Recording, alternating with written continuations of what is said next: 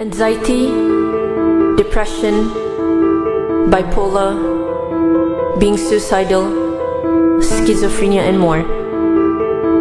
Some people think all of these mental illnesses are an unsolvable problem. Little do we know, within that problem there is a solution. When driven into the corner, our weak faith will question the fairness of Allah's judgment. But Rasulullah SAW has reminded us that if Allah wants to do good to somebody, He afflicts them with trials. There used to be life back then, but now somehow I can't remember how it feels to be normal anymore. I can't take it anymore. It feels like an endless loop. I pray to Allah this loop will finally end. I feel afraid. I feel really afraid most of the time, and it feels quite an empty, solitary life. I pray that tomorrow will be different, that the chain of loops will end, so that I can have my life back and become better than yesterday. I understand now the reason for the illness and the hardship. Alhamdulillah. Mental illness does not discriminate, but sometimes people do. We feel that the illness is unique and impossible to overcome. We can't seem to find the way out and become trapped in this illusion of the mind. We then come to a point where we will be fighting our own demons, and we allow the fear to conquer us. We forget the most important thing that we've lost. We forget that Allah is always by our side and will never leave us. We must tell ourselves that we are strong enough to overcome this test. You are not alone, and together we will overcome this, for indeed this moment will pass, inshallah.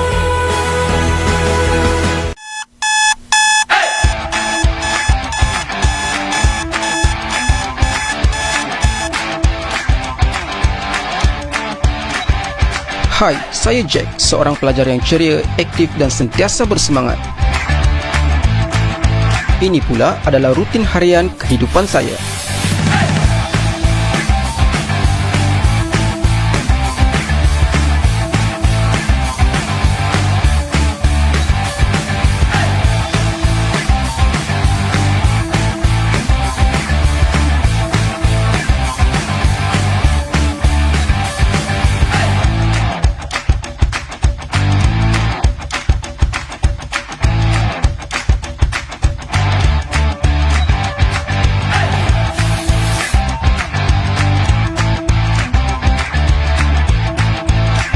Semuanya tampak indah dan berjalan dengan lancar, sehinggalah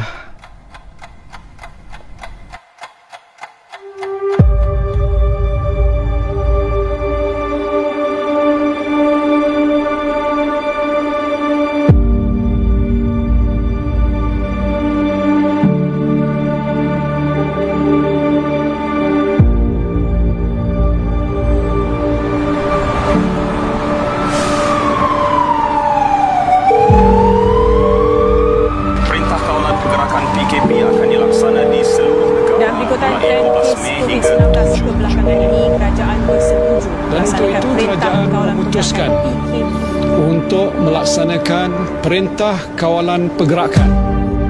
6,976 kes baru COVID-19 direkodkan semalam. Kes kematian mencapai angka tertinggi hari ini dengan 45 kematian menjadikan jumlahnya. Selain merekodkan kes harian terbanyak hari ini, kes COVID-19 di Malaysia turut mencatatkan angka korban tertinggi. Saya ingin mengumumkan bahawa perintah kawalan pergerakan PKP yang dijangka berakhir pada 28 April 2020 akan dilanjutkan untuk tempoh 2 minggu lagi.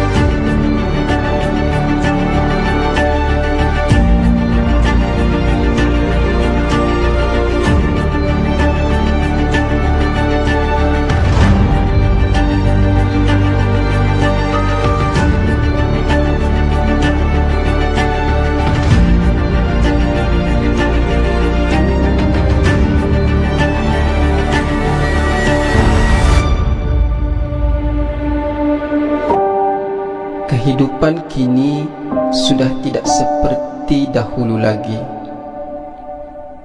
Setahun lebih dalam pandemik ini, banyak perubahan yang berlaku dari hari ke hari. Dan sedarkah kita, wabak ini turut membawa perubahan dalam kesihatan mental. Ramai mangsa di luar sana yang sedang bergelut dengan masalah ini, dan menjadi tugas kita untuk sentiasa membantu mereka demi kehidupan yang lebih baik di masa hadapan.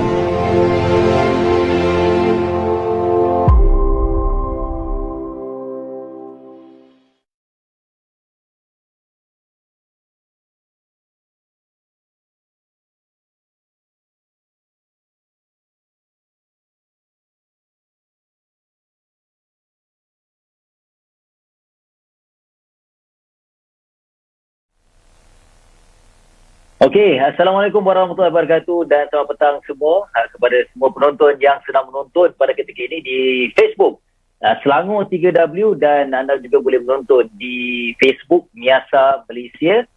Terlebih dahulu terima kasih saya ucapkan kepada semua yang sedang memantau secara langsung pada petang hujung minggu ni. Namun kita kembali untuk siri bicara kesihatan mental. Awak okey? Itu tagline macam biasalah.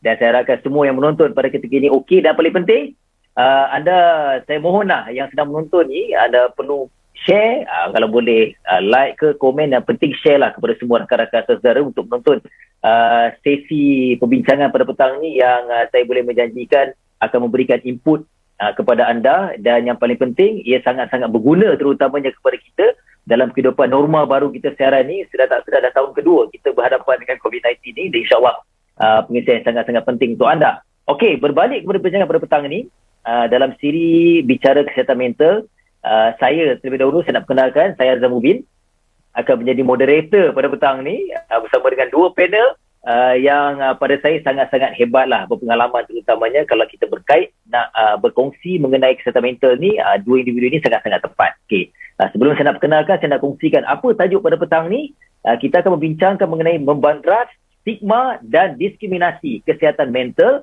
iaitu transformasi dan pemerkasaan komuniti. Ini yang saya katakan penting untuk kita semua. Juga penting untuk saya jugalah untuk dalam kehidupan seharian kita. Okey, sebelum kita nak mulakan bersama dengan dua panel hebat, saya nak perkenalkanlah terlebih dahulu. Saya percaya sekarang anda menonton, anda boleh saksikan selepas ini dua panel saya. Dah setahun dah tak jumpa panel saya yang pertama ni. secara bersemuka kan. Saya nak perkenalkan terlebih dahulu, iaitu Puan Anita Abu Bakar, merupakan tak lain tak bukan pengasas dan Presiden Miasa Malaysia. Selamat datang Puan Anita. Sekejap lagi kita kongsi, kita dengar suara Puan Anita. Saya percayalah semua yang sentiasa ikuti perkembangan Miasa berkait dengan kesihatan mental ni, semua kenal Puan Anita ni. Memang tak asing lagi lah. Saya pun nak kata kenal rapat je, tapi Alhamdulillah sempatlah berkenalan pada tahun lalu. Banyak input saya dapat dari Puan Anita ni. Okey, yang kedua, juga antara individu yang sentiasa lah menyumbang terhadap berkait dengan kesihatan mental ni, saya nak perkenalkan Cik Cindy Chew Melian, iaitu pengarah pembangunan Community Trust Well. Nak kenal lebih rapat, kita akan kongsikan sebentar bersama dengan Cik Cindy. Okey, sekali lagi yang menonton ni, boleh kongsikan, yang dah menonton boleh bagi tahu semua rakan-rakan lagi, boleh mantau di Facebook Selangor 3W dan juga di Facebook Miasa Malaysia. Saya pun ada share dekat Facebook saya. Jadi rakan-rakan, ayo sama-sama kita menonton lah, insyaAllah. Kita bermula pada sekarang, sehinggalah insyaAllah ada 1 jam 30 minit lebih kurang, sehingga 5.30 petang. Jadi petang-petang hujung minggu tak boleh nak keluar kan. Jadi kita boleh menonton lah perkara-perkara yang memberikan input yang baik. Baik, kita nak mulakan, tapi sebelum tu kepada yang menonton, kalau rasa nak bertanya, nak ada persoalan yang mungkin anda nak timbulkan ketika perbincangan ini berlaku, anda boleh komen di Facebook Selangor 3W dan juga di Facebook Miasa Malaysia. Saya cuba untuk mantau, saya cuba untuk bacakan komen soalan, saya akan ajukan kepada dua panel saya nanti, insyaAllah. Baik, kita nak mulakan dengan Puan Anita. Puan Anita, siap Puan Anita terlebih dahulu. Tapi sebelum tu mungkin, walaupun saya ketawa tadi Puan, Alhamdulillah Puan Anita, terima kasih jumpa saya. Okey. Sebelum kita nak pergi lebih mendalam Puan Anita dengan tajuk perbincangan kita pada petang ni, mungkin je lah macam saya kata awal tadi, ramai dah kenal Puan Anita, tapi mungkin juga ada yang ramai belum mengenali secara terperinci siapa wanita. Dan yang paling penting, berkait dengan Miasa ni Puan Anita. Mungkin Puan Anita boleh kongsikan mengenai Miasa dan juga boleh update apa usaha dan juga apa perkembangan Miasa lakukan untuk komuniti terutamanya Puan Anita. Silakan. Boleh. Bismillahirrahmanirrahim. Assalamualaikum warahmatullahi taala wabarakatuh. Selamat petang semua. Cindy, apa khabar? Azlan, terima kasih banyak-banyak kerana sudi bersama-sama kita. Alhamdulillah sekali lagi dalam program Awak Okey, anjuran jawatankuasa tetap kesihatan awam Kerajaan Selangor. Alhamdulillah, terutamanya dalam macam Azlan sebutkan tadi, dah 2 tahun kita sebenarnya dalam pandemik COVID-19 ni lama. Ramai pun dah penat. Moga-moga kita dapat memutuskan rangkaian COVID-19 ni, insya-Allah.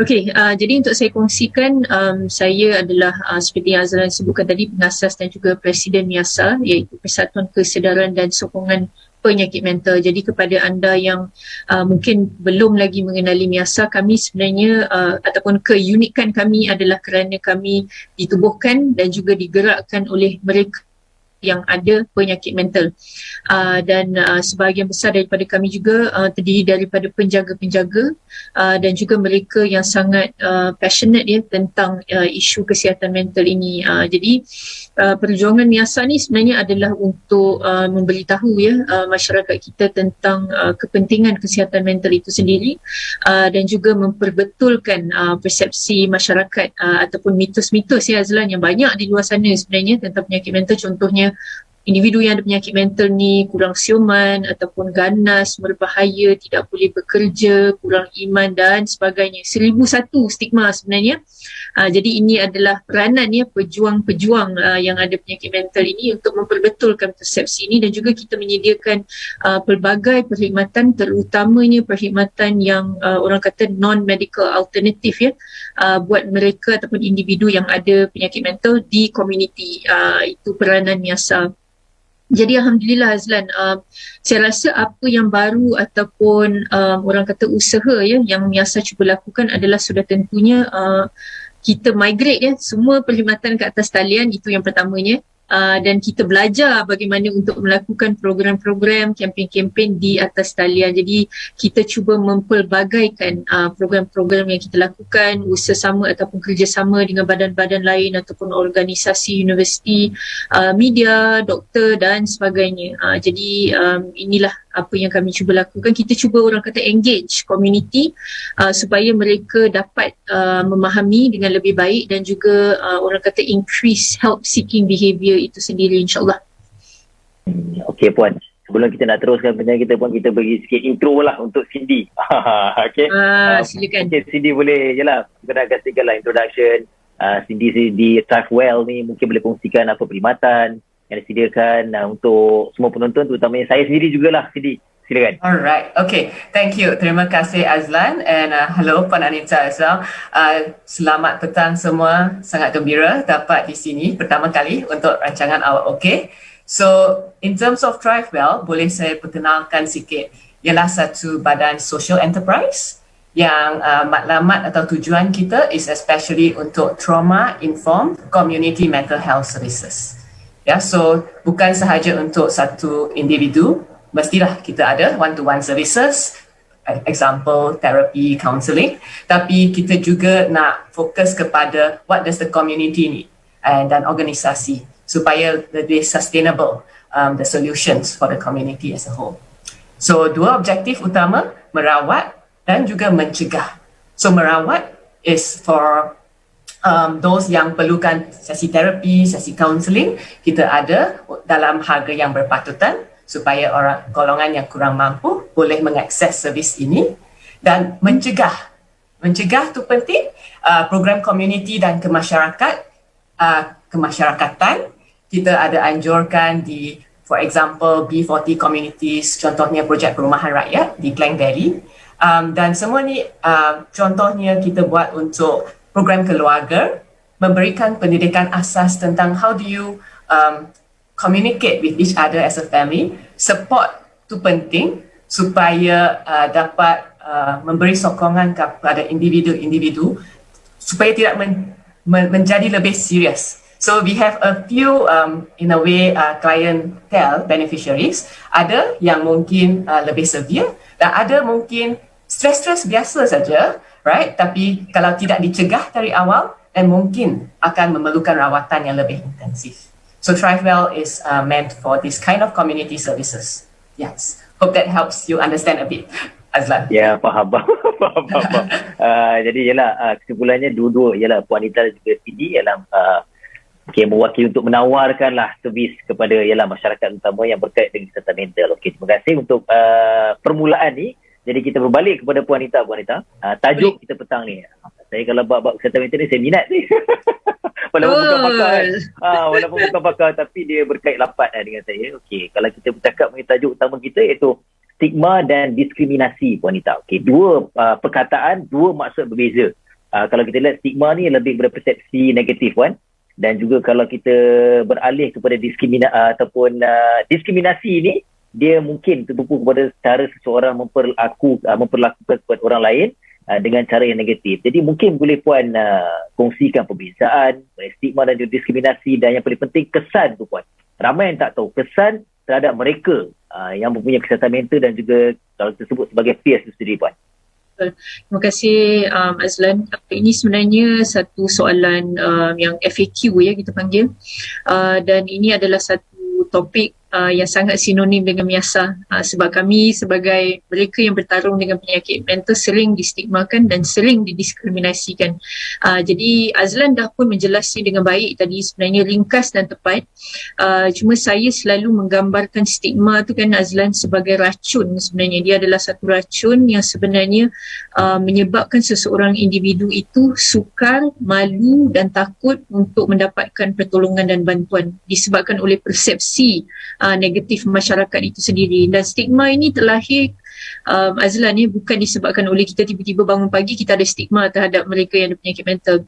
Sebenarnya banyak faktor-faktor penyumbang contohnya mungkin daripada apa yang ibu kita ataupun tok nenek kita bagi tahu kita, dan kerana kita pun kurang ilmu dan kita juga tidak menimba ilmu, kita ambil kata-kata itu bulat-bulat.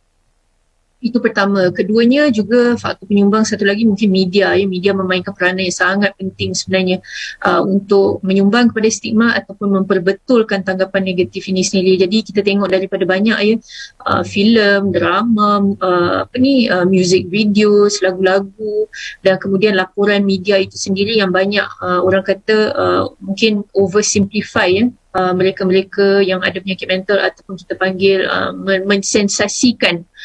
Jadi ini sebenarnya sangat berbahaya kerana ini menyumbang kepada stigma.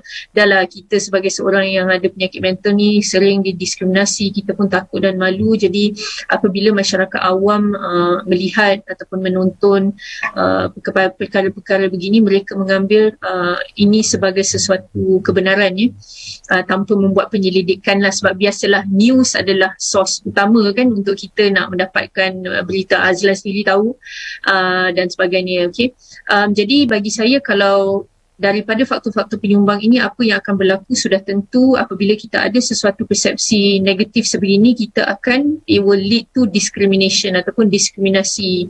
Jadi disebabkan oleh itu ramai sebenarnya mereka yang ada penyakit mental ini didiskriminasi di banyak tempat di tempat kerja, di institut pengajian tinggi, di sekolah, di even in hospitals, dan juga yang sedihnya di kalangan keluarga sendiri, yang mana recovery itu sebenarnya is in the community. Jadi community kita ini kurang inklusif sebenarnya Azlan, bukan sahaja untuk kami yang ada penyakit mental tetapi OKU orang kurang upaya secara menyeluruh. Sebenarnya. Jadi ini apa yang berlaku sehingga sekarang, dan kesannya sudah tentu mereka yang memerlukan bantuan dan rawatan tidak mendapatkan bantuan dan rawatan, memburukkan lagi keadaan. Mereka akan bertarung secara ataupun bergelut secara sendirian struggling alone and in silence kita panggil, dan memburukkan lagi orang kata penyakit ataupun isu kesihatan mental yang mereka hadapi, dan kemudiannya ini akan mengakibatkan atau menguatkan stigma yang sedia ada. Orang akan kata, kan betul wanita saya dah cakap dah, orang penyakit mental ni tak boleh kerja,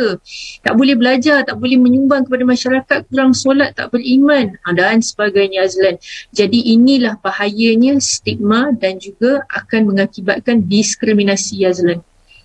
Ya, walaupun hanya dua perkataan, tapi dia punya kesan tu sangat-sangat mendalam dan juga memberikan impak yang sangat-sangat pedih lah kepada Betul. individu Azlan boleh tengok Azlan buat masa ni. Betul. Kalau kita tengok setiap hari di dalam laporan akhbar ada mereka yang mengakhiri kehidupan melalui kejadian bunuh diri.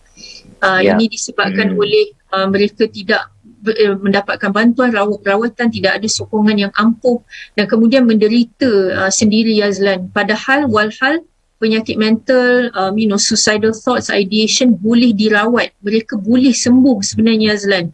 Tapi mungkin kurangnya keprihatinan kita, mungkin kita memberitahu mereka snap out of it, fikirlah secara positif dan sebagainya, akhirnya mereka tidak mendapatkan rawatan yang diperlukan itu. Ya, so saya marahkan jugalah Puan dan juga Cindy petang ni yang menonton ni lebih terbuka lah, boleh kongsikan yang penting tu kepada semua, terutamanya circle kita, support system kita, perkara-perkara yang penting. Okey. Kita akan lebih terperinci nanti dengan Puan Anita mengenai pada terkongsikan tadi berkait bila nak bekerja dan sebagainya. Tapi kita beralih kepada Cindy. Bila kita bercakap mengenai kesihatan mental ni Cindy, sebagaimana jugalah kita nak describekan stigma ni mudah kalau dengan perkataan. Tapi sebenarnya kesihatan mental ni mungkin kita ni sebagai masyarakat, saya juga mengingatkan diri saya, kesihatan mental ni kita seolah sebut ni dia tak sama macam penyakit fizikal sebab dia tak nampak. Jadi mungkin perkara itu menyebabkan masyarakat kita ni memandang remeh, berat tak berat, sedangkan benda tu kesan sangat-sangat mendalam untuk kita nak mengharungi hari-hari yang mendatang. Jadi mungkin Cindy boleh kongsikan kepentingan terutamanya kesihatan mental ni dan kita nak ubah pemikiran kita, masyarakat ni, betapa pentingnya kesihatan mental ni Cindy. Silakan. Alright, so thank you Azlan. In terms of kesihatan mental, memang kadang-kadang tak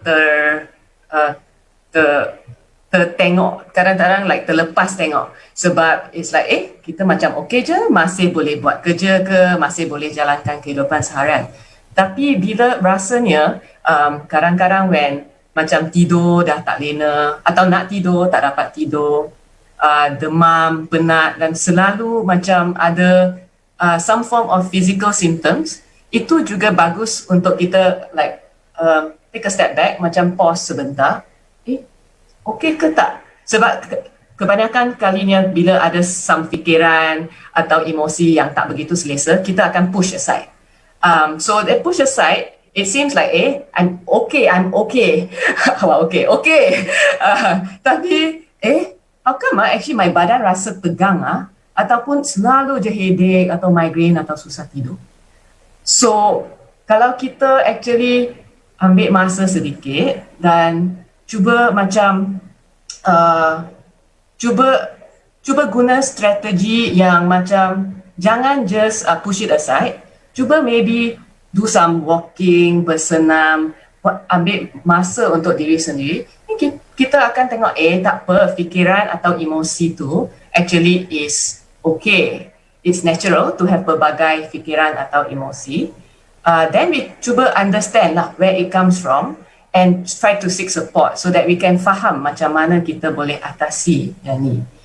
So in terms of merujuk kepada pakar, kadang-kadang orang rasa bila ke masanya saya perlu rujuk pakar, ini tak serius lah, saya tak boleh tidur beberapa hari, masih okay. Setiap orang biasanya cuba untuk try to solve their issues, which is okay. Tapi kadang-kadang kalau tak dapat nak solve dengan, sometimes kita tengok certain strategies, then seek help from friends first. Ataupun sekarang keluarga susah, saya faham, sebab ada yang cakap keluarga juga adalah punca stigma. Tapi seek help from friends, and then sometimes when you talk to someone else, kita bercakap, kita akan tahu, okay, no harm kita seek help from other people and find the right place lah yang people you trust. So then we start to feel like ada orang yang also sama melalui apa yang kita melalui. So then we also don't push it aside so much. Then kesihatan mental bila actually lebih baik, kesihatan fizikal juga akan lebih baik. So badan dan minda actually connected. So I think itu yang saya rasa nak bagi tahu orang, cuba untuk pentingkan diri sendiri. Kadang-kadang kita cakap selfish apa ni, we can just go through life, be strong, tapi cuba pause even though it's 10 second, 20 second, dan Okay, proseskan emosi atau fikiran yang tak selesa tu. It's trying to tell you something. It's like trying to shout out to you. Listen to me, care for me. Back to you, Azlan. Alright, thank you Cindy. Tapi sebelum tu selingan, baju saya sama colour dengan Cindy. Itulah, saya pun perasan tadi, Azlan. Okay, right. Jadi saya tersisih ni Azlan. Aduh. Tak apa. Walaupun kita jauh, kita sama dekat pun. Tak apa. Okay. Alright, sambil tu saya tengok dekat Facebook ni, belum lagi ada komen dan soalan. Saya nak ingatkan kepada semua penonton lah, sambil leka dengar penjelasan Cindy dan juga Puan Anita ni memang sangat-sangat sedap. Okay, banyak input yang kita dapat, tapi boleh tanyakan soalan. Kalau ada nak tanya, mungkin ada benda yang mungkin berkait dengan di sini ataupun sekeliling kita, boleh tanyakan soalan di Facebook Selangor 3W ataupun di Miasa Malaysia. Saya cuba untuk bacakan soalan kemudian. Dan kalau kita berbalik kepada Puan Anita, tajuk kita ni ialah perbincangan kita tentang mental. Di sini dah jelaskan pada stigma dan juga diskriminasi ni. Kadang-kadang kita, saya suka berbalik pada diri sendiri juga Puan. Kalau kita, kadang-kadang kita cuba untuk mengenepikan, kita nak menolak stigma dan juga diskriminasi. Untuk menolak mitos bahawa kita ni clean, tak berfikiran begitu. Tapi sedangkan Puan, kadang-kadang dalam usaha kita tu untuk mengenepikan stigma dan juga kalau kita mengenai stigma ni, jadi mungkin Puan boleh kongsikan peers tu sendiri yang mengalami kesihatan mental ni, kadang-kadang mereka ni bertindak secara tiba-tiba agresif, ganas, tak dapat kawal diri. Jadi stigma ni berpotensi Puan? Ini sebenarnya agak jelas ya, Azlan, ramai yang mengalami ataupun experience mereka yang bertindak agresif ataupun ganas ini dan terus mewujudkan terwujud ataupun terlahirnya stigma negatif dalam diri sendiri itu, bahawa dia pukul rata sebenarnya. Satu saja encounter dengan mereka yang agresif, dia mengatakan orang yang ada penyakit mental semuanya ganas contohnya, jadi kita pukul rata. Jadi biasanya hanya untuk penyakit mental, kalau penyakit lain kita tak pukul rata. Contohnya kalau orang itu ada kanser dan dia memarahi kita, kita tak kata semua yang ada kanser semuanya begitu. Tapi kalau untuk penyakit mental, dia memang macam tu Azlan, disebabkan oleh persepsi negatif yang sedia ada itu sudah pun kita percayai contohnya ya. Jadi sudah tentu apabila ini berlaku, ia akan mengukuhkan lagi ya bahawa individu yang ada penyakit mental ni ganas, berbahaya, tidak siuman dan sebagainya lah, tanpa memahami pertamanya mungkin kita yang menjadi penyumbang ya kerana kurangnya ilmu. Jadi mungkin individu tersebut sudah pun reach out dia kepada kita untuk meminta bantuan, tapi kita mungkin tidak mengendahkannya. Mungkin kita stigmakan lagi kan, ni mesti banyak dosa, pergi solat contohnya kan. Jadi kita kata berfikirlah positif, kuatkan semangat contohnya. Ini toxic positivity lah yang sangat banyak berlaku sebenarnya sekarang ini, dan ini menyebabkan orang yang ataupun individu tersebut berasa takut, berasa malu, dan seperti saya sebutkan tadi, akhirnya mereka bergelut secara bersendirian ataupun dalam senyap. Dan kerana lambat mendapatkan rawatan dan bantuan dan juga kurangnya sistem sokongan ni Azlan ya, yang menyebabkan simptom mereka ini menjadi teruk, dan disebabkan oleh itulah mereka bertindak di luar kawalan. Sebagai contoh, penyakit mental yang lebih kronik lah, terutamanya mereka mungkin yang ada psikosis yang mungkin ada halusinasi ataupun delusi, paranoia dan sebagainya. Namun begitu, kalau kita tengok sebenarnya statistik ya bagi mereka yang bersifat agresif ataupun ganas ini sebenarnya sama saja dengan orang yang normal. Maknanya the probability itu sama. Sebenarnya orang normal nak bertindak ganas, kalau faktor-faktor mencukupi, dalam keadaan tertekan mereka juga boleh marah orang lain. Azlan pun boleh tumbuk orang kalau dapat food poisoning contohnya. Tiba-tiba orang kata, ya Azlan kau ni malas pergi kerja, kita pun apa lagi kita bagi sekali contohnya. Jadi orang yang normal juga ada possibility untuk bertindak ganas kalau faktor-faktor itu menyokong mereka untuk bertindak ganas, sebagai contoh ya Azlan.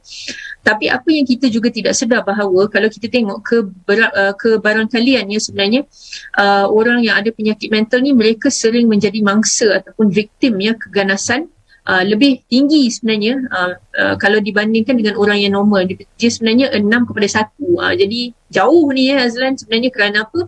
Kerana mereka yang ada penyakit mental ni sering dianggap sebagai kurang stabil, mereka tak tahu apa yang mereka fikirkan, so apa yang mereka katakan adalah questionable, begitu. Jadi biasanya mereka yang bertindak ganas ni juga ada penyalahgunaan bahan ataupun kita panggil dadah. Jadi ini salah satu perkara yang mungkin kita juga tidak fokuskan, dan seringkali apabila dikeluar-keluar di media dan sebagainya, tragedi begini selalunya kita akan kata ni mental, tanpa kita ketahui bahawa sebenarnya ada penyalahgunaan dadah ataupun bahan, kerana itu seseorang itu bertindak ganas ataupun agresif ya.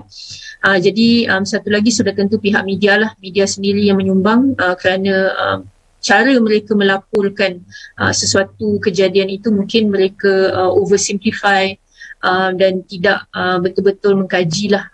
Jadi selalunya ini berlaku sebagai contoh apabila kita lihat kejadian ataupun tragedi yang pembunuhan ataupun kejadian bunuh diri, yang selalunya kita katakan bukan sahaja perlu ethical reporting tetapi safe reporting ya sebenarnya, kerana unsafe reporting ni menyebabkan seseorang yang rentan, lebih rentan ataupun vulnerable, mereka akan orang kata mudah trigger dan mungkin boleh juga ikut mengakhiri kehidupan, begitu. Jadi ini apa yang pihak media, masyarakat harus tahu dan memainkan orang kata peranan yang lebih bertanggungjawab, insyaAllah.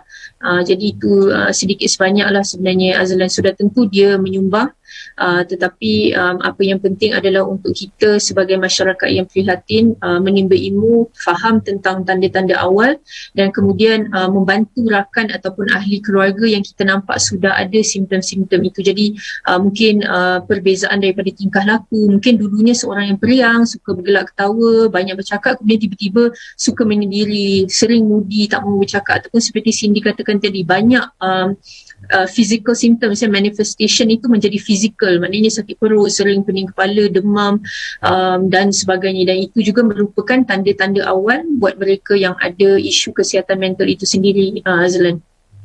Okey Puan, bila Puan kaitkan tadi dengan laporan di media sebagainya, patutnya saya nak tanya soalan kepada Siti, tapi Siti boleh setuju sekejap, saya nak sambung soalan kepada Puan Nita okey? Boleh. Saya pun orang media, tapi ialah bukan lebih expert kepada menyampaikan laporan mengenai kesihatan mental, lebih kepada sukan. Namun saya pun memang secara tak sedar Puan, minggu ni memang saya lebih banyak didedahkan dengan berita-berita yang pembunuhan bunuh diri dalam keadaan COVID ni, banyak kes. Saya tak pasti, mungkin masyarakat beridahkan perkara tu di media sosial, kolom-kolom yang tajuk pun memang dah trigger.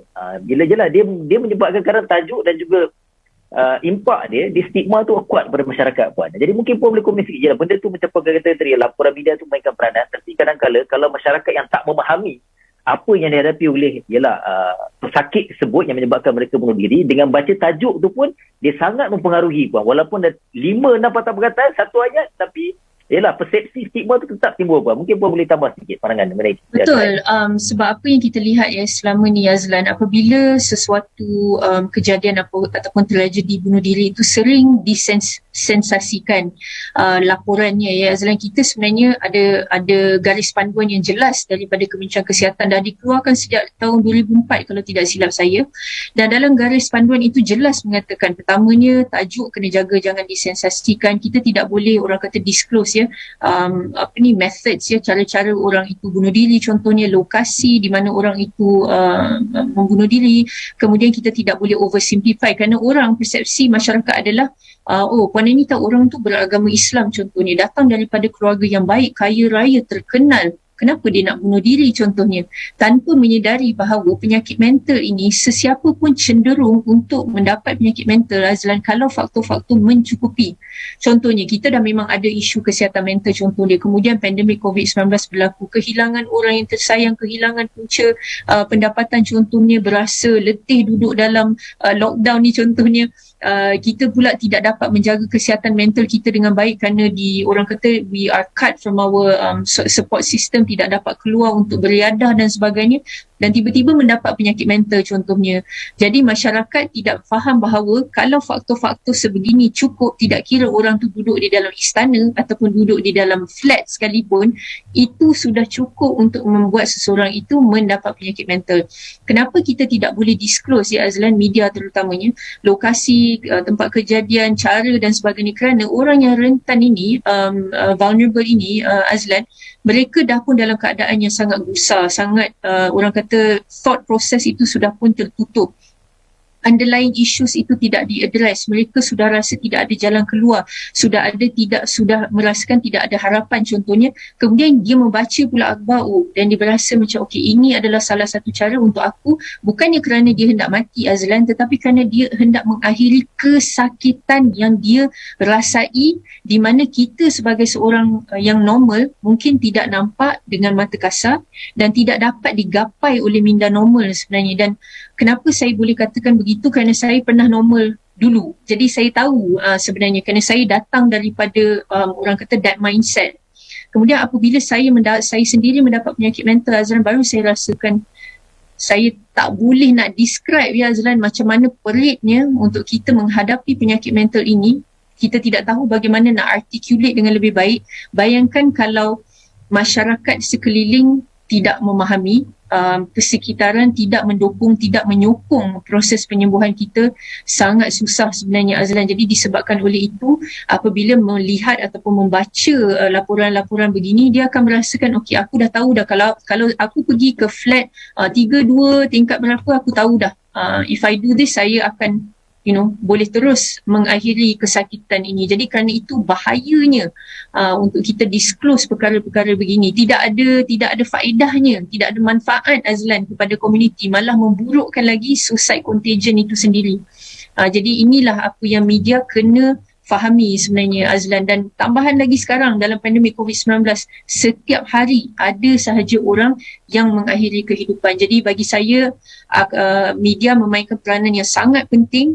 Kalau mereka dapat menjalankan safe reporting dengan bertanggungjawab, dengan orang kata berilmu, dengan membuat penyelidikan yang cukup, kita sebenarnya dapat membendung stigma ini ataupun mereka yang ada penyakit mental ini untuk mendapatkan rawatan. Jadi kita orang kata dapat combat stigma, bukannya reinforce stigma Azlan. Okey, terima kasih Puan. Selain apa yang Puan Anita kongsikan, pentingnya laporan media ni, tapi kadang-kadang saya yang menonton ni juga, ialah kita sebagai masyarakat pun kita pentinglah. Kadang-kadang Puan, sekarang yang mencabarnya dunia sekarang ialah dunia semua di ujung jari. Kadang-kadang macam terbaru 2 hari lepas satu kes yang bunuh diri, siap ada masyarakat record dan viralkan video betul tu. Betul Azlan. Sebenarnya nampak macam betul. Saya pun sedih benda tu, nampak macam simple, tapi dia impak dia, pengaruh dia sangat kuat dan orang tak faham benda tu. Yalah, kalau yang kita nak mendidik masyarakat bukannya mudah kan, tapi dengan hanya kita menonton, kita boleh, yalah, persepsi tu banyak, boleh mendorong pula saya melihat perkara tu. Jadi saya sangat mengharap lah. Betul. Jadi saya ambil peluang 10 saat Azlan untuk memberitahu pihak media di luar sana, ahli masyarakat, tolong jangan rekod, tolonglah jangan viralkan, kerana ini akan mendorong orang lain untuk memperlakukan perkara yang sama. Na'udzubillah. Ya, betul tu Puan. Okey. Kita beralih semula kepada Cindy. Okeylah, Puan Anita dah kaitkan ialah bukan dengan masyarakat. Jadi Cindy, kalau kita nak, macam saya kata tadi, kita nak mendidik masyarakat ni bukannya mudah. Saya tahu usaha Cindy, usaha Puan Anita dan usaha-usaha yang untuk membantu pesakit mental ni dah lama, saya percaya. Tapi ialah masih lagi dalam usaha dan masih lagi mencabar pada saya. Tapi mungkin boleh Cindy kongsikan pada petang ni yang sedang menonton ni, saya mengharapkan ialah kita masyarakat ni janganlah kita mudah hanya dengan melontarkan dengan perkataan, dan sebaliknya kita tidak memahami apa yang mereka alami terhadap perasaan stigma ni negatif kepada pesakit mental. Jadi mungkin sini boleh nasihatkan, nak kongsikan lah kepada masyarakat yang tidak mengalami. Saya ambil ayat Puan Anita, sebenarnya pesakit mental ni tidak dipilih dan bukan untuk mereka memilih, dan sesiapa saja boleh terkena pesakit kesihatan mental. Jadi mungkin boleh sini nasihatkan, terutamanya beri input yang baik untuk kita terutamanya. Alright, terima kasih Azlan and terima kasih Puan Anita tadi. Banyak yang saya belajar juga dari your sharing. So in terms of nasihat, rasanya yang paling penting ialah kita jangan too quick to judge people. memang sangat cepat kita akan ada atau sudah ada prejudice ataupun bias. Tetapi dengan lebih banyak education, sharing, hopefully penonton-penonton masyarakat out there, kalau kita cubalah untuk just melihat masalah setiap orang dari kaca mata mereka. Bukanlah, saya boleh, kenapa dia tak boleh? That means, we compare and then we judge. So, cuba untuk really mendengar dan memahami.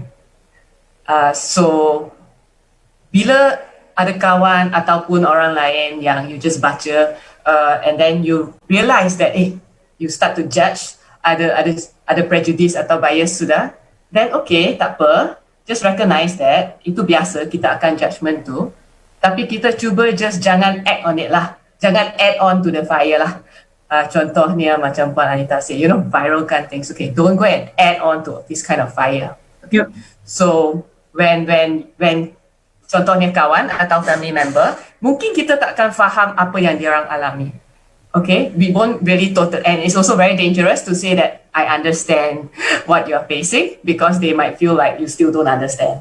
So just listen first, dengar, dan kita selalu rasa kita kena bagi jalan penyelesaian untuk kawan. Kita nak cuba tolong, tapi kita tidak tahu yang actually kalau kita betul-betul dengar dan cuba untuk faham, walaupun tak faham sepenuhnya, itulah sokongan yang paling penting untuk orang itu.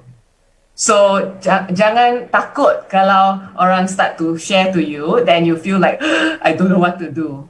Just really be there. Just be there for them. And mungkin boleh cakap macam, okay, saya di sini. Kalau boleh macam peluk ke, kalau sesuai ke apa, that kind of human touch. Dan juga mungkin kalau sesuai, saya tahu sekarang pandemik mungkin agak susah, boleh bawa dia keluar untuk berjalan. Just luangkan masa, tak semestinya nak advice ataupun buat sesuatu. Hanya dengan being there, orang tu sudah akan rasa sangat disokong dan orang tu mungkin akan dapat idea ilham sebab dia dah lebih calm dan tenang selepas disokong. Dia tahu apa jalan penyelesaian untuk dia sendiri.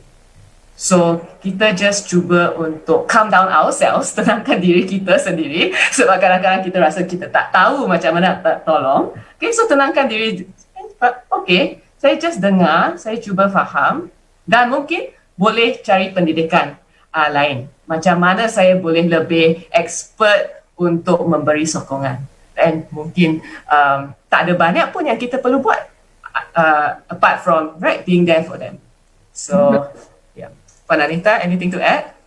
No, I think that's very true. Just being there for them is a big help. Kadang-kadang seperti dimenyasarkan, kadang-kadang kita punya sukarelawan ataupun crisis team member pada awal-awal ni dulu apabila mereka mula mendapat contohnya phone calls yang sangat ekstrim ya, mungkin saya dah pun nak mengakhiri kehidupan contohnya. Jadi seperti apa yang Cindy katakan, yang pertama sekali jangan panik. Tenangkan diri kita dulu kan Azlan. Sebab kalau kita tak tenang, nanti orang yang meminta bantuan itu pun lagi tak tenang.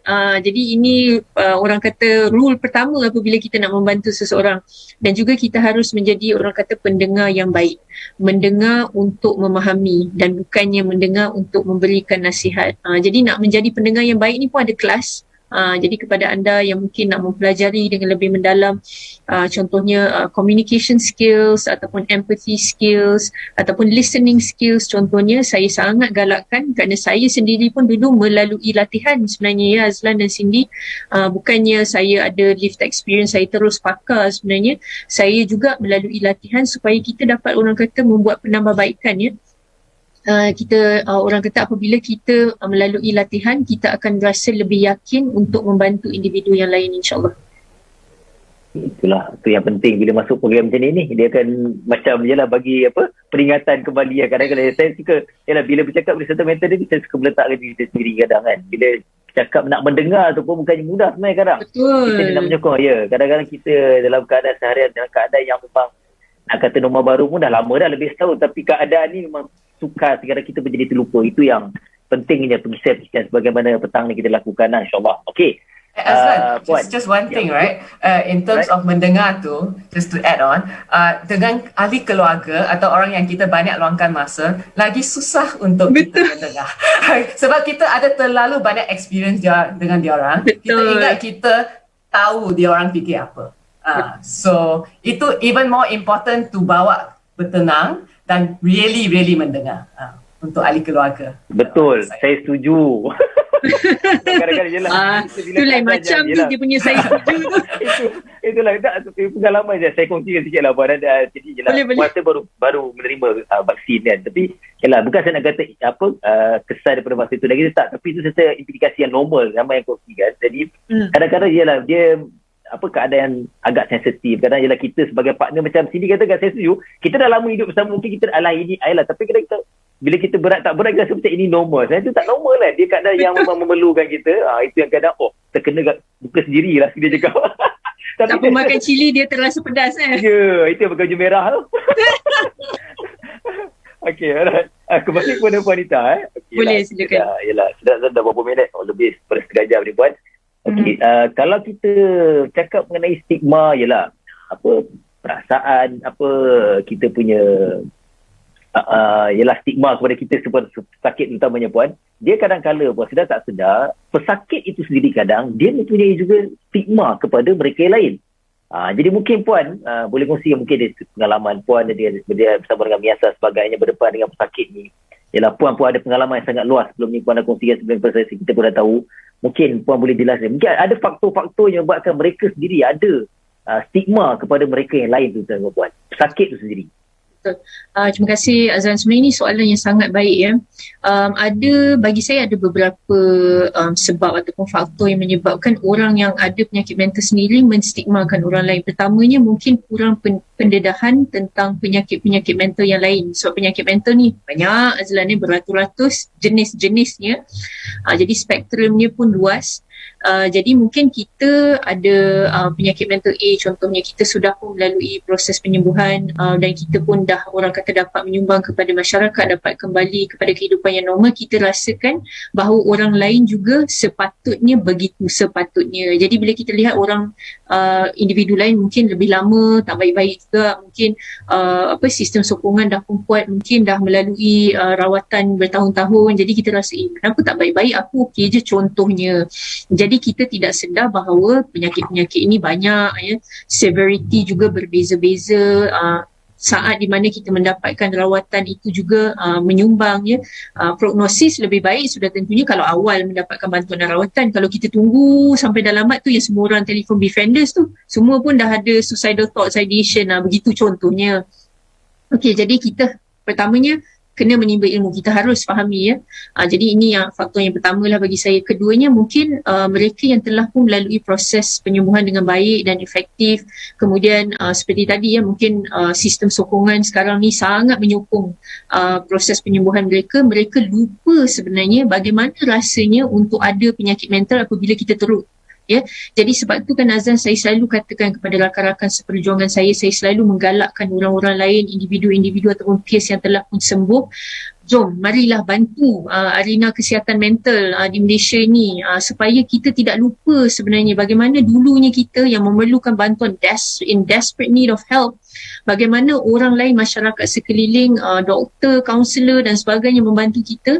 Jadi ini salah satu saya rasa faktor jugalah yang berlaku. Kita lupa ya, manusia biasalah kita lupa kan, kita alpa, mudah lupa, lalai, leka dan sebagainya. Jadi ini adalah salah satu mungkin cara ya untuk kita juga kembali menyumbang kepada masyarakat. Dan mungkin ya Azlan, kita secara tidak sedar kita merupakan jalan keluar untuk individu lain. Ini saya sering katakan, because kita sebenarnya tidak tahu which story provides that key ya Azlan to unlock a person's struggle. So sebab tu kalau semua individu yang sudah pun sembuh, kalau mereka berkongsi cerita mereka, saya pasti mesti ada orang yang akan terbantu, pasti ada orang yang akan pilih untuk hidup dengan mendengar cerita individu tersebut Azlan. Jadi ini pentingnya ya untuk kita berkongsi.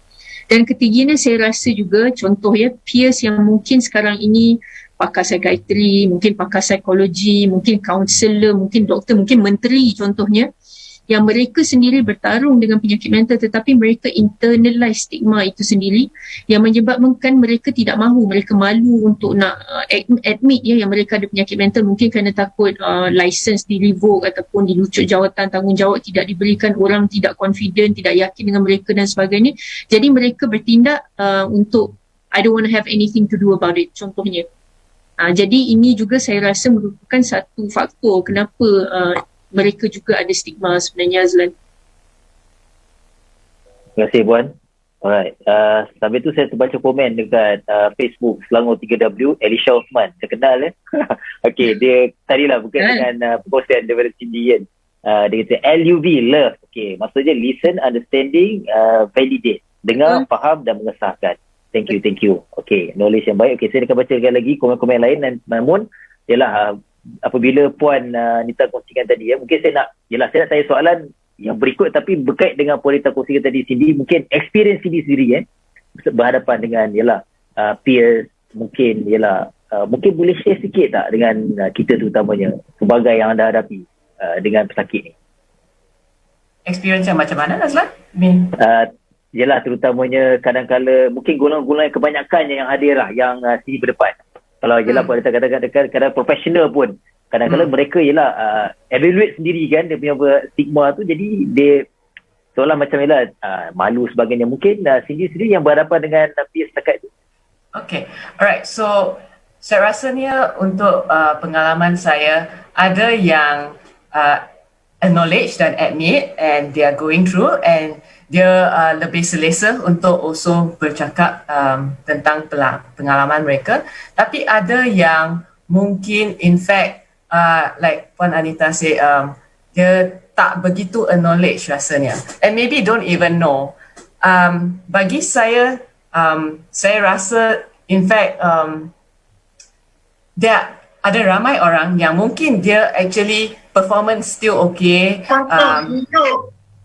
boleh macam buat kerja, buat semua tu, and in certain parts of their life though, mungkin dalam area family atau apa, dah ada certain issues coming up,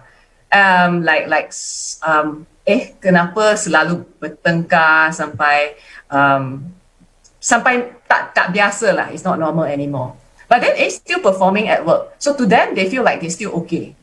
And some we hope lah, kita harap jangan sampai extend yang memang teruk sampai dia actually open up to seek for help. Tapi I rasa lah from my experience ada yang cover up sampai diri sendiri tak tahu yang actually ada certain issue that they are facing. But apart from that, from my experience dengan community, contohnya B40 community, kita ada satu program Keluarga Akrab Mencapai Impian. So in short form is KAMI. Kita buat untuk parent, ibu bapa, at least one ibu bapa dengan satu anak remaja lah, youth, untuk join sekali. Dari pengalaman saya selama beberapa tahun ni kita buat program ni,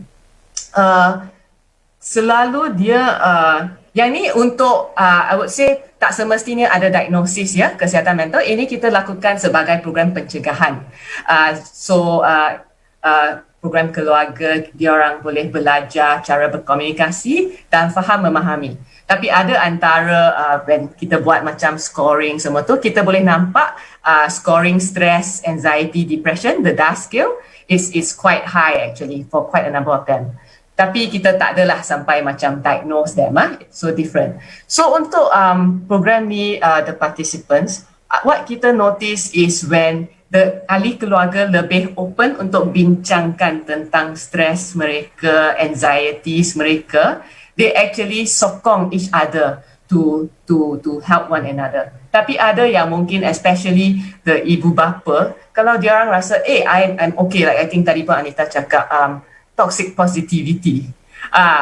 Itu actually very dangerous. Selalu like everything's okay. Itu I think kita kena prihatin tentang yang macam ni, sebab anak-anak mungkin tak didengar. Anak-anak punya feeling sometimes is like no lah, you should be okay. You're doing well in school.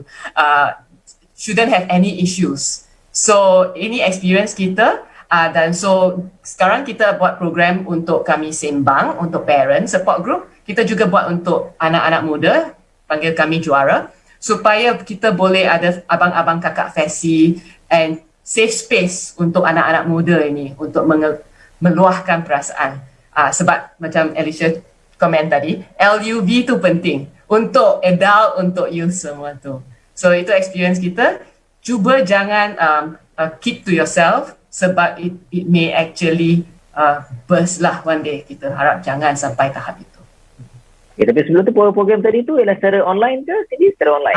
Okay. So kita mula asalnya of course secara in person, tapi seperti yang Puan Anita cakap, Thrivewell juga we have been undergoing a transition lah, belajar macam mana nak buat online. So kita buat banyak cara, kadang-kadang short video, kadang-kadang phone call, kadang-kadang Google Meet. Kita kena tahu apa yang community boleh access jugalah tentang platform ni. So sekarang secara talian, secara phone. Yes. Okay, thank you. Nanti saya nak tanya lagi lebih terperinci mengenai ialah golongan B40 ni, namun saya balik kepada Puan Anita. Okay, itu antara program yang sini kongsikan dilakukan Puan. Tapi kalau kita berbalik golongan yang mungkin agak mencabar pada ketika ini ialah kalau kita beralih kepada golongan yang lebih senior ataupun warga tua Puan Anita. Okay, keadaan sekarang ni, kadang mungkin Puan boleh kongsikan je lah, mereka pun tak terkecuali Puan menghadapi situasi lah, tertekan, kesihatan mental sebagainya. Jadi cabaran dalam keadaan hari ini, kehidupan kita ni yang terpaksa beralih program-program secara atas talian. Tadi mungkin Puan rasakan apa yang menghalang mereka? Adakah disebabkan transisi berlaku ini secara online ni menyebabkan halangan utama mereka untuk mereka mendapatkan perkhidmatan bantuan secara profesional ni Puan? Ataupun mungkin ada alasan-alasan lain menyebabkan mereka ini tidak mahu keluar daripada masalah mereka Puan? Terima kasih banyak-banyak Azlan. Ni sebenarnya salah satu soalan yang penting. Saya rasa kalau kita dah tua nanti Azlan dengan Cindy, memang nak buat apa-apa pun menjadi susah sebenarnya. Saya banyak pengalaman daripada saya punya corporate days dulu Azlan. Kalau kita nak buat contohnya, kita nak tukar sistem baru, halangan terbesar selalu orang tua. Orang yang dah nak retire, mesti tak nak berubah. Dah 30 tahun buat macam tu, kenapa nak tukar? It works. Contohnya begitu kan. Okay, kalau kita tengok dalam keadaan pandemik COVID-19 ni, kita dah sebutkan tadi, kita terpaksa migrate semua perkhidmatan ke atas talian. Kita pun belajar Azlan. Bayangkan kita yang masih muda, kalau mereka yang lebih tua, sudah tentulah kekangan dan halangan tu besar sebab nak buat online mungkin tak pernah. Kita pun dulu belajar nak pakai Zoom lah, nak pakai Microsoft Teams lah, nak pakai Google Meet dan sebagainya, sesuatu yang baru untuk kita, tapi mungkin kita dapat belajar dengan cepat. Tapi untuk mereka yang sudah pun warga tua, warga emas ni, sudah tentu itu menjadi halangan yang besar bagi mereka, teknologi itu sendiri kan. Jadi saya rasa itu yang pertamanya lah. Jadi mereka mungkin kurang mahir dalam bidang teknologi itu sendiri. Jadi mungkin untuk mereka nak membuat secara atas talian, kemudian nak berkomunikasi pula dengan pakar psikologi, dengan pakar psychiatry counselor, menjadi lebih sukar lah. Itu pertama lah saya rasa. Yang keduanya mungkin kesedaran mereka sendiri tentang penyakit mental ataupun isu kesihatan mental itu sangat rendah. Bayangkan orang dewasa yang duduk di bandar pun mental health literacy sendiri sangat rendah, bayangkan orang tua. Jadi itu bagi saya yang kedua ni. Jadi kalau mereka ada isu kesihatan mental pun mungkin mereka akan rasakan mungkin, oh ini memang penyakit ni memang begini, oh memang aku ni memang gila, aku ni memang pelik contohnya. Jadi untuk mereka keluar untuk mendapatkan rawatan, mendapatkan bantuan sudah tentu sukar. Melainkan kalau anak dan cucu peka, anak dan cucu prihatin, mereka ada ilmu tentang kesihatan mental, dan disebabkan oleh itu orang-orang tua begini ataupun ibu bapa, nenek tu ayah kita lebih mudah mendapatkan bantuan dan rawatan. Ini apa yang kita lihat ya. Ketiganya, ini banyak yang kita alami di Miasa sebenarnya, adalah mereka yang tua ni, dia punya kita panggil willpower ya, kekuatan semangat, kekuatan kehendak mereka itu kurang. Sebagaimana bila kita dah lebih tua, mungkin Azlan dah rasa, saya dah rasa, bila kita dah tua ni, kita punya daya tahan ya terhadap penyakit fizikal, semua penyakit macam tiba-tiba semua datang, sikit sakit buat ni, cepat penat dan sebagainya. Jadi kita dah deteriorate ya daripada segi kesihatan fizikal, apatah lagi kesihatan mental. Jadi daya tahan kita pun menjadi kurang. Kami di Miasa ada ramai ya peers di mana mereka dah melalui penyakit mental dah berpuluh-puluh tahun, Dan apabila sekarang dah berumur 65 ke atas, mereka sendiri mengakui bahawa willpower Puan Anita sangat kurang bila dah tua ni. Jadi bagi saya itu juga merupakan salah satu halangan ya Azlan buat mereka. Jadi saya sangat minta kepada semua ya, anak-anak, cucu-cucu kalau tengok ibu bapa kita, nenek, atuk kita mungkin ya dalam keadaan gusar, gelisah, resah, mungkin nampak macam mereka murung, tolonglah cepat-cepat mendapatkan perkhidmatan ataupun rawatan ya daripada pakar. Ini sangat penting. Kalau kita lambat mendapatkan rawatan, kesian ibu bapa kita. Saya tengok banyak orang tua-tua Azlan sekarang ni yang battle suicidal thoughts dan ideation. Bayangkan umur 70 lebih ada fikiran untuk mengakhiri kehidupan, sedih sebenarnya. Dan inilah peranan kita ya sebagai ahli keluarga, tolonglah ambil perhatian, belajarlah tentang kesihatan mental, terutamanya sekarang ini di waktu dan kala pandemik COVID-19 ini, kerana kita sebenarnya tengah melalui ya satu pandemik paralel ya, bukan sahaja pandemik COVID-19 tetapi juga pandemik kesihatan mental Azlan. Kita dah tengok dah, data is out, statistics is out. Kita tahu ramai yang sudah pun jatuh kepada anxiety, ada kemurungan, risiko suicide sudah pun tinggi di Malaysia sendiri, tak perlu tengok negara luar ya. Jadi we need to do something and we have to act now. Kena daripada sekarang, kerana kita tahu isu kesihatan mental, penyakit mental ni akan most probably saya rasa will outlive COVID-19. Mungkin walaupun WHO dah mengumumkan ya hari ini bahawa COVID akan orang kata tidak akan ada penghujungnya mungkin, nauzubillah, tetapi juga isu dan penyakit mental ini sendiri Azlan. Okey, Puan, sebelum tu boleh tak tambah sikit Puan? Kalau Puan kata pengalaman, kalau kita tengok warga-warga tua ni, sehinggakan mereka pun ada pemikiran untuk memilih jalan terakhir, jalan yang kalau kita bunuh diri kan sebagainya. Okey, mungkin pengalaman sendiri Puan sebenarnya kalau kita nak diagnose golongan-golongan ni adakah pengalaman Puan ni sukar Puan, ataupun mereka juga boleh sebenarnya dipulihkan dalam keadaan tempoh usia yang sebegitu Puan sebenarnya, pengalaman Puan? Betul. Buat masa ni saya boleh katakan kalau didiagnose pada dalam waktu yang tua ni agak mencabarlah sebenarnya. Macam saya katakan tadi lah, kalau apa saja penyakit yang kita lalui, kita alami, kalau dalam keadaan yang kita seperti orang tua yang mendapat COVID-19 ya Azlan, contoh ya, immune system kita di tahap yang rendah. Ramai daripada warga tua sudah pun ada contohnya NCD, mungkin ada penyakit jantung, mungkin ada penyakit-penyakit kritikal yang lain yang menambah burukkan apabila mereka ada penyakit-penyakit yang lain ya Azlan. Jadi saya rasa ini terbukti sebenarnya apabila kita dah tua, kita dapat pelbagai penyakit, sudah tentu ianya menjadi lebih sukar Azlan. Jadi ini adalah satu perbincangan yang orang kata sangat luas sebenarnya, yang kita kena buat satu episod, tetapi apa yang saya boleh rumuskan sudah tentu lebih sukar. Tapi bukan bermaksud tidak ada harapan untuk sembuh. Tetapi pendekatan itu ya Azlan, kita dah berbincang banyak kali, ia harus pendekatan yang holistik. Maknanya dia kena biopsychosocial dan spiritual. Sokongan kena sistem sokongan yang ampuh. Rawatan kena menyeluruh. Bantuan dan kemudian menjaga diri sendiri tu.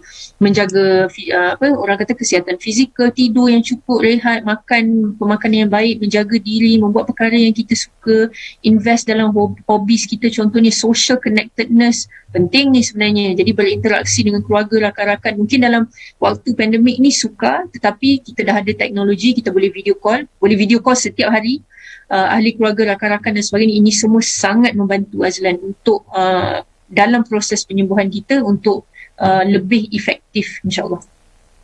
Okey, betul lah Puan, setuju. Yang paling penting ialah pendedahan kepada mereka, itulah satu yang penting kan. Betul. Kalau dijejakkan, kalau lah ada golongan je lah pakcik-pakcik golongan menonton petang ni, saya percayalah benda tu mungkin terbuka untuk mereka untuk menerima perkara yang boleh membantu mereka. Okey. Tapi Azlan minta maaf, tadi Azlan dah sebutkan dengan baik tau masa awal tadi. Mungkin ramai tidak jelas bahawa penyakit mental itu adalah penyakit, titik. Itu sebenarnya.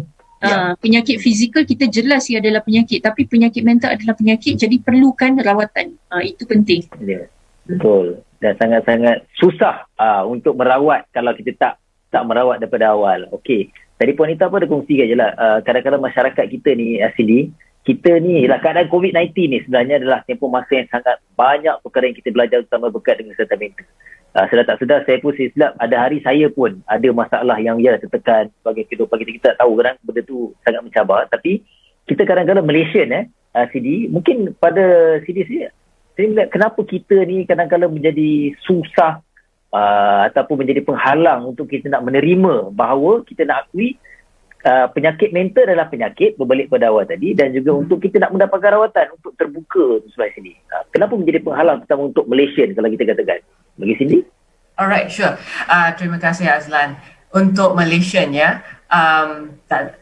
I think it's also most likely for non-Malaysians also. Tapi untuk Malaysians rasanya ada 3 faktor especially. Salah satu ialah kewangan, kos. Keduanya stigma, balik kepada topik hari ini. Dan ketiganya ialah kurang pendidikan daripada tahap awal atau umur yang rendah. So yang pertamanya kos kewangan. Kalau nak pergi ke public hospitals and all for rawatan, boleh, yang tu kos tak tinggi, tetapi waiting list lah. So a lot of time ada masa yang kena tunggu, and stigma juga terhadap pergi hospital jumpa psychiatrist, macam like ada tak cara yang lebih tak begitu like maybe akan menjejaskan peluang pekerjaan ke, peluang apa ke. So itu berkait dengan point number 2, stigma.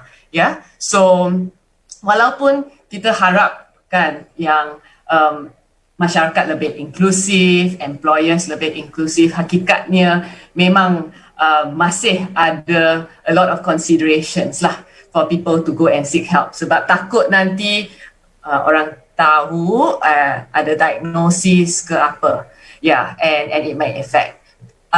Happy to see there are more initiatives. I think Miasa Puan Anita does a lot of in terms of empowering the peers to get jobs, and ada juga employers yang lebih terbuka dan inklusif untuk belajar macam mana nak support peers.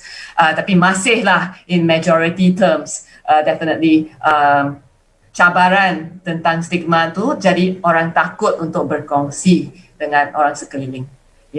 Dan ketiganya yang kurang pendidikan kesihatan mental pada usia yang awal di sekolah. That means that kadang-kadang bila umur this one I can share actually. Thrivewell kita ada buat satu research bersama dengan Institut Wanita Berdaya. I think sekarang dah panggil Wanita Berdaya Selangor, tentang postpartum depression.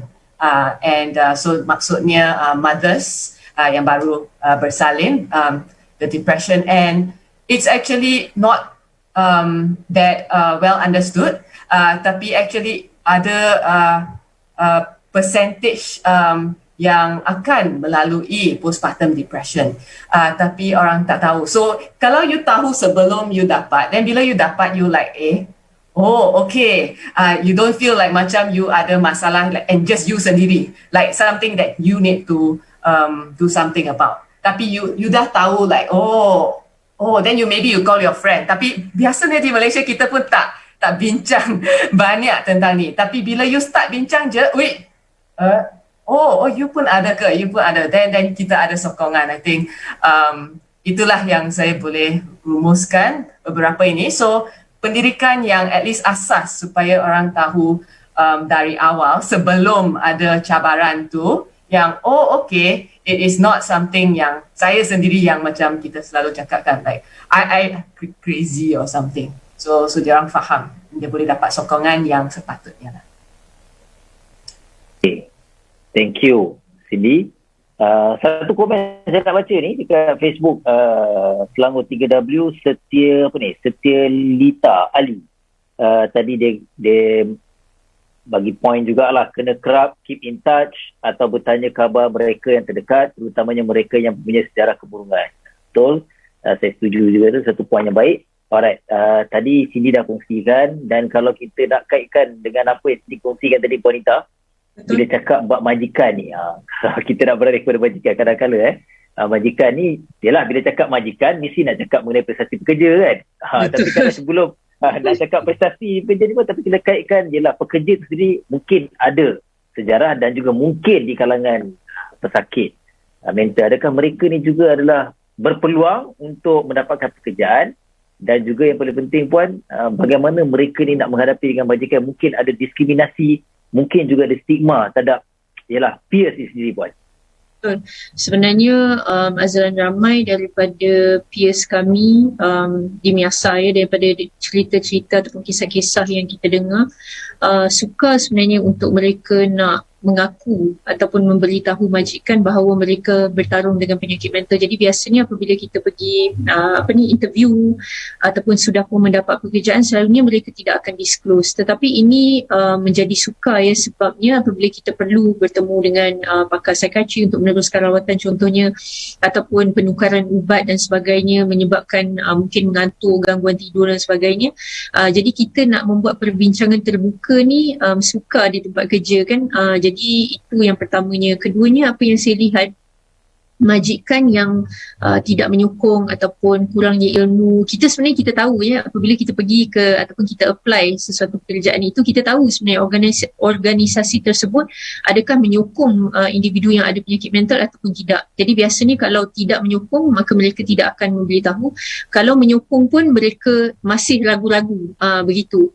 Terutamanya kalau tidak ada sejarah di organisasi tersebut yang ada orang kata pekerja yang ada penyakit mental lah. Jadi persekitaran yang menyokong sudah tentu memainkan peranan dan juga sebaliknya, begitu.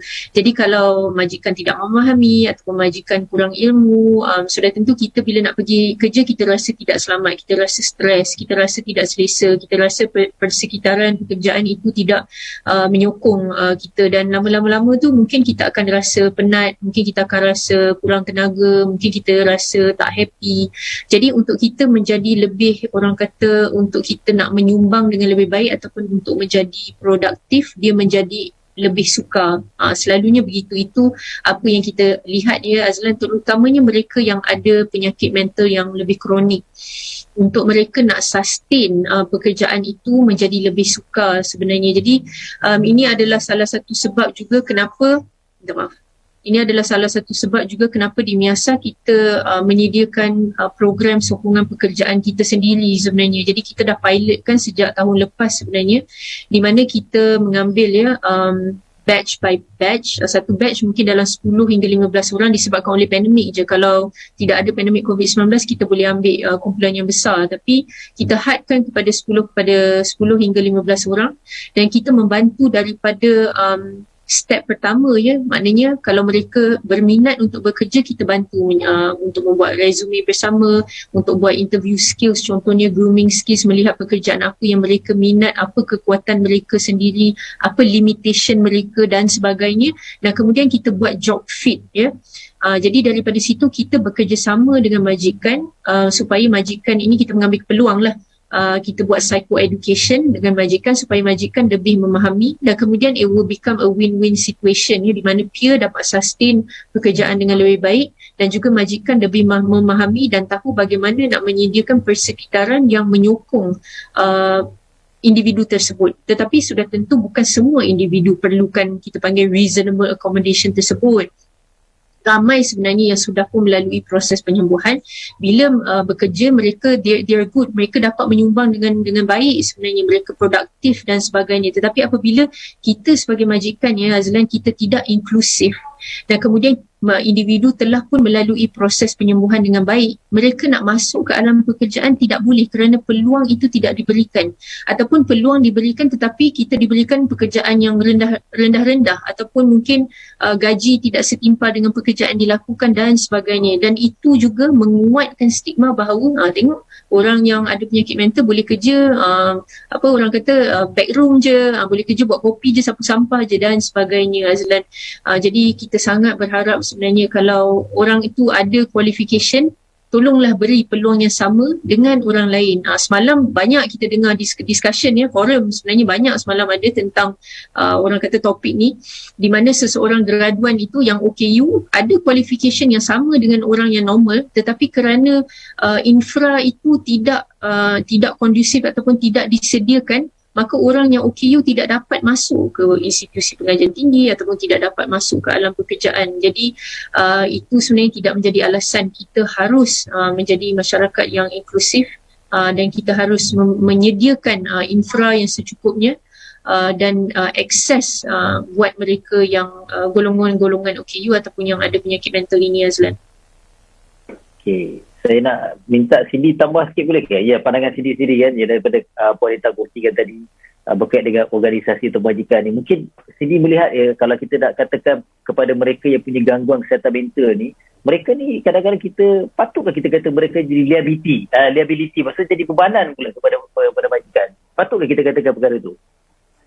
Okey, ini kita kena faham setiap individu tu tak sama. So, tak ada masalah kesihatan mental pun kita akan consider kan, apa strength dia, apa talent dia and all. So sama juga orang yang mengalami masalah kesihatan mental juga ada strength dia, mungkin juga ada limitations dia. Doesn't mean that semua pekerjaan pun orang ni boleh buat. Sama juga. So menjadi bebanan atau tidak, kalau kita boleh cari pekerjaan yang sesuai untuk orang itu, then they're not a beban lah. They are obviously going to be an asset, and kita nak cari. I think there are examples of those with people with autism, contohnya, yang diorang sangat terror dalam art, dalam things much better than people without autism. So in any kind of situation, kita cubalah untuk faham strengths setiap individual. Dan jangan just like blanket tu. Tapi as a majikan kena ambil masa lah, invest to learn how to, like what Anita say, bina persekitaran tu. Sebab kalau tak ada, then kalau let's say seorang saja dalam company tu yang faham macam mana tu sokong, dan yang lain-lain tak, sukar juga untuk bekerja tu dalam persekitaran seperti itu. So it takes investment from many people for sure. Tapi apa yang kita lihat kan, Cindy, since the pandemic hit ni, sebenarnya ramai majikan yang lebih prihatin ya, Azlan. Yes. Maknanya mereka lebih proaktif dalam menjemput pakar-pakar ataupun NGO kesihatan mental contohnya, untuk memberi pengetahuan, memberi ceramah ataupun buat program, buat bengkel-bengkel dan sebagainya. Dan mereka dah lihat kesan ataupun impact pandemik ini sendiri kepada kesihatan mental pekerja-pekerja mereka, terutamanya mereka yang bekerja daripada rumah. Kita tidak ada healthy boundaries kan. Working from home ni kadang-kadang nampak macam bekerja daripada pagi sampai malam contohnya, kemudian nak kena jaga pelbagai tanggungjawab, terutamanya kalau kita ibu bapa ya, Azlan dan Cindy, anak-anak pun kena buat PDPR dan sebagainya. Jadi majikan saya rasa lebih cakna sekarang ni. Alhamdulillah, itu adalah hikmah ni lah. Silver lining is that actually kita we're able to talk about this in a big way. Kita dapat perluaskan perbincangan tentang inilah kepentingan kesihatan mental. Kita dapat memberitahu inilah simptom-simptom awal mereka yang isu kesihatan mental, dapatkan rawatan awal, increase health seeking behavior dan sebagainya. Jadi ini hikmah dia lah, Azlan, sebenarnya. Alhamdulillah. Jadi harapan kami sangat besar disebabkan oleh ini, harapan kami majikan pun orang kata menyediakan sokongan yang baik di tempat kerja dan intervensi ya. Banyak sebenarnya dah ada EAP program di tempat kerja, counsellors in-house, even support groups ya. Miasa dah lihat dah pada tahun ini, tahun lepas pun banyak organisasi menyediakan sokongan, kumpulan sokongan untuk pekerja sendiri. Alhamdulillah. Selain itu pun saya harapkan juga bila puan katakan jelas kesedaran organisasi majikan terhadap penting kesihatan mental ni, mungkin dalam keadaan COVID ni mereka pun boleh sedarlah juga bahawa kalau yang awal tadi puan katakan kadang-kadang peluang kepada OKU, peluang kepada pesakit mental ni untuk mendapat pekerjaan tu lebih tipis, tapi dengan keadaan ni mungkin mereka lebih sedarlah bahawa kadang kita bukan hanya menilai setiap pekerja yang kita nak ambil tu bukan dari segi fizikal, mungkin nampak kekuatan secara online ni mungkin mereka lebih sedar lah. Susah mendapat peluang pekerjaan, dan kalau nak dilepaskan, mereka yang pertama dilepaskan biasanya. Malangnya. Alright, okay puan. Kalau kita masih ada ruang lebih kurang 15 minit lagi, jadi mungkinlah kalau kita nak bincangkan perkara ni puan, memang panjang sini, memang tak akan habis, tapi kita mengharapkan puan kalau kita nak memperkatakan, nak memperkasakan komuniti ni, tapi benda tu mungkin agak subjektif dan juga mungkin sukar tu puan, tapi kita boleh sebenarnya puan untuk kita nak boleh. memperkasakan komuniti sebenarnya. Boleh. Jadi mungkin Puan boleh kongsikan solusi terbaik untuk kita nak mengubah stigma dan sebagainya terhadap masyarakat, terutamanya kepada ialah yang terkesan dengan sentimental ni, Puan. Pandangan Puan? Boleh. Saya rasa kalau kita pertama sekali Azlan, kita mesti memperkasakan komuniti. Kerana kalau kita dapat memperkasakan komuniti, maka setiap individu di komuniti menjadi satu resource untuk mereka dapat membantu mereka yang lain. Jadi bayangkan kalau semuanya terlatih, semuanya tahu bagaimana untuk menjadi pendengar yang baik, tahu bagaimana untuk membantu, maka sudah tentu semua orang akan terbantu sebenarnya, Azlan. Tidak akan ada orang yang tidak ada sokongan. Selalunya biasanya apa yang kita lihat, seseorang individu yang tidak ada sistem sokongan yang baik, hampir susah untuk mereka sembuh. Jadi saya selalu katakan, kalau individu itu tidak ada sistem sokongan ataupun kita tidak ada sistem sokongan, apa kata kita menjadi sistem sokongan untuk orang lain, contohnya ya. Keduanya, bagi saya recovery, seperti saya katakan tadi, recovery is in the community sebenarnya. Jadi komuniti ni harus menjadi komuniti yang inklusif ya, daripada segi pekerjaan, daripada segi pembelajaran, daripada continuum of care ni. Saya selalu kata continuum of care ni penting kerana bukannya semua orang perlukan intervention yang sangat intensif ya, clinical care contohnya. Mungkin kalau mereka ada isu kesihatan mental saja, kalau kita buat work-life balance, mungkin kita ajarkan coping skills, mungkin low intensity punya psychological interventions ataupun contohnya counselling lah, mungkin spiritual therapy, mungkin peer support, mungkin art therapy, pelbagai sebenarnya jenis-jenis perkhidmatan non-medical alternatif sekarang ni yang sedia ada, Azlan. Jadi kalau kita boleh buat ataupun kita boleh sediakan continuum of care yang begitu, ramai sebenarnya yang boleh diberikan intervensi awal ataupun macam Cindy katakan tadi, langkah-langkah pencegahan di mana mereka tidak akan mendapat penyakit mental. Satu, keduanya mereka tidak perlu pun enter the medical system in the first place, tak perlu makan ubat dan sebagainya. Jadi ini yang kita harapkan dengan cara kita memperkasakan komuniti dan komuniti menjadi lebih inklusif ya. Keduanya, saya sangat menggalakkan supaya ahli masyarakat jadi sukarelawan. Contohnya apabila COVID-19 berlaku, kita minta tolonglah kan siapa-siapa yang ada waktu boleh turun ke lapangan kan, membantu di pusat-pusat vaksin centers dan sebagainya, ataupun di low intensity punya wards dan sebagainya kan, macam dekat mana sekarang ni kita buat pusat-pusat kuarantin. Jadi ini bagi saya sangat-sangat penting ya, untuk kita, salah satu cara untuk memperkasakan komuniti supaya mereka yang mungkin ada stigma, mungkin hendak memahami dengan lebih baik, membantu NGO-NGO supaya mereka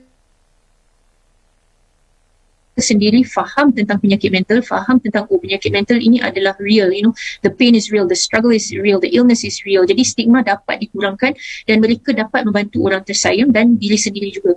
Dan ketiganya adalah task shifting, sudah tentu. Jadi kita memberikan sedikit latihan kepada mereka-mereka di komuniti seperti yang saya katakan tadi, supaya semua orang dapat menjadi resource dan kita dapat membantu antara yang lain lah, satu sama lain. Jadi saya rasa ini perkara-perkara yang penting dan sudah tentu untuk kita menggalakkan orang ramai menimba ilmu. Kalau kita semua proaktif dengan hanya menimba ilmu tentang kesihatan mental, tentang penyakit mental, itu sudah cukup orang kata untuk mengurangkan stigma, dan mereka yang ada penyakit mental tidak takut, tidak malu, boleh mendapatkan rawatan awal dan cepat, Azlan, sebelum ianya menjadi teruk dan akhirnya apa yang berlaku, they fall through the cracks of the system dan mereka berakhir di gelandangan contohnya, ataupun di penjara contohnya, ataupun tinggal di mental institutions for a very long time dan sebagainya. Jadi kalau boleh kita nak mencegah daripada perkara-perkara ini berlaku, dan seperti saya katakan tadi, recovery is in the community, bukannya di dalam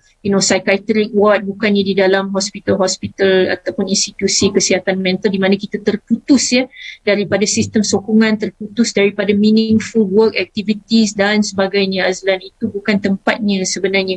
Orang yang ada penyakit mental, Azlan, ya, sebagaimana kronik pun boleh sembuh, insyaAllah. Ya, dengan komuniti. Betul, dengan komuniti, dalam komuniti. Itu yang penting untuk kita fahami sebenarnya, insyaAllah. Alright. Mungkin sini boleh tambah, kalau kita bercakap mengenai komuniti ni, ialah satu komuniti memang besar kan, tapi kadang-kadang komuniti yang berdekatan kita ni, kalau kita ambil support system kita ialah keluarga sendiri-sendiri kadang. Dalam keadaan sekarang ya, keluarga tu sebenarnya kita nak mendidik ni, dia sangat-sangat suka. Mungkin boleh bagi tips yang paling mudah untuk untuk saya sendiri ke, untuk yang menonton kan. Sebab kita pun di kalangan salah seorang penyumbang kepada komuniti sebenarnya sini. Betul. Yeah, so definitely keluarga ialah like macam community yang mini community lah. And memang dalam pandemik ni kita perlukan sokongan itu. Tips kita ulang balik tadi, LUV, listen, mendengar, U, understand, memahami, dan V, validate, sahkan. Yang validate tu sometimes kita pandang rendah tau. It's just like kalau orang anak cakap ke suami atau isteri cakap, saya resah lah. Kadang-kadang kita tercakap balik, apa nak resah? But instead, you resah ke? Macam mana you rasa? Just repeating back, like parrot, repeating back with understanding. Actually, itulah validate yang paling like, Berkesan. Betul. Yeah. So sebagai family, itu salah satu tip. Salah satu lagi tip ialah actually to just meluahkan perasaan yang sebenarnya saya agak stres kebelakangan ni dengan pekerjaan ataupun dengan kawan saya yang saya baru dengar satu berita. So bila you cakap saya sangat stres, actually your ahli keluarga lain mungkin you ingat kalau saya bagi berita buruk seperti itu, diorang akan rasa lagi stres. Tapi kita semua human kan, actually kita semua ada compassion itu.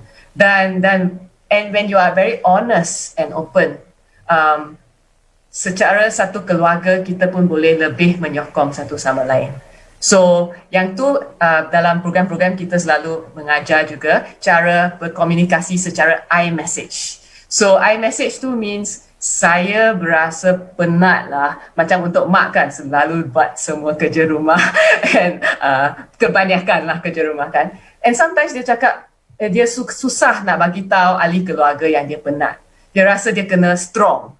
Tapi dalam program kita buat kan untuk emak tu cuba luahkan kepada anak, kepada suami. Saya rasa letih sebab dari pagi hingga petang saya kena buat itu ini.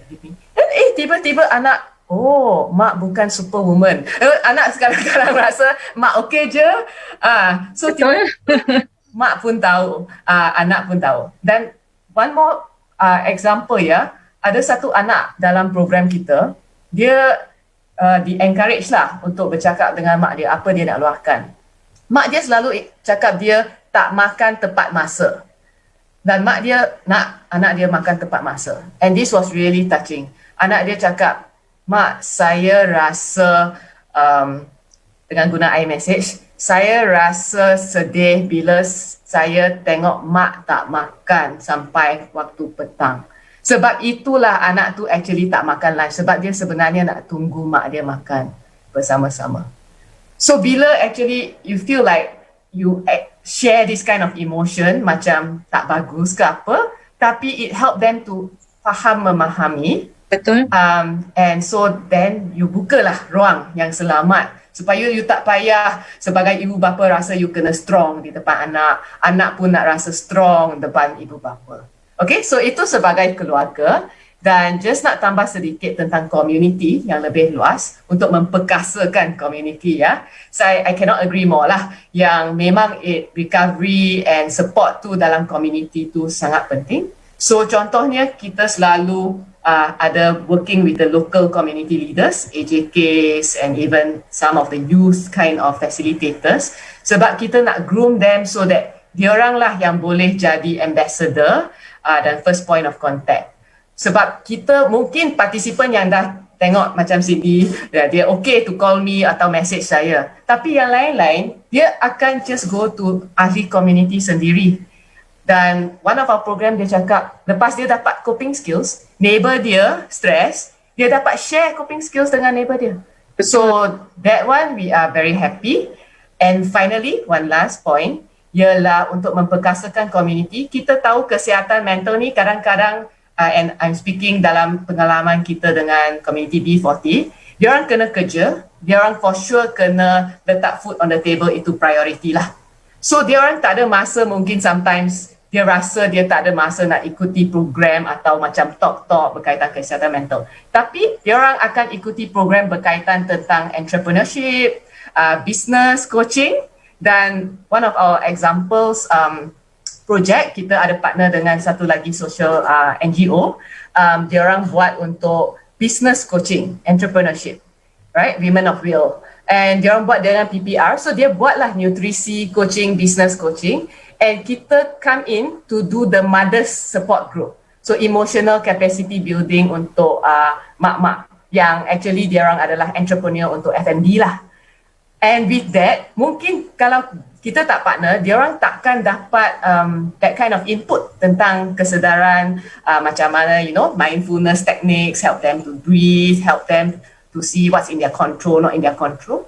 Tapi dengan partnership tu, kita actually memperkasakan community dari segi ekonomi, dari segi social, dari segi social support lah in that sense, sebab diorang join as a group and they know that each other can support one another. So itu yang kita so far learn. Kita tak boleh just think of, definitely I think one of the points earlier, tentang kesihatan mental as its own. Not just bio, psycho, social, spiritual, but even the economic aspect has to come into place because that is the foundation lah, asas kepada kehidupan lah orang. Okay.